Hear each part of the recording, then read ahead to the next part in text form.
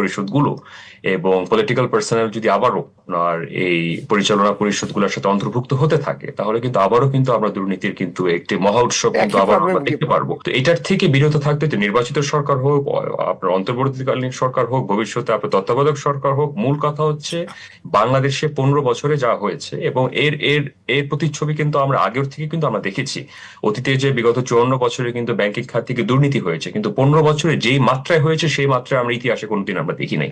এটা একদম চিরতরে মানে বাস্তবতা। সরকারি পৃষ্ঠপোষকতায় ব্যাংক লুট করার সুযোগ দেওয়া হচ্ছে। কারেক্ট। এমনকি আপনার কোলাট্রালাইজড অ্যাসেট গুলো কিন্তু লিকুইডেট করারও কিন্তু আসলে বাংলাদেশের মানুষ কিন্তু এখনো আশঙ্কায় ভুগছে।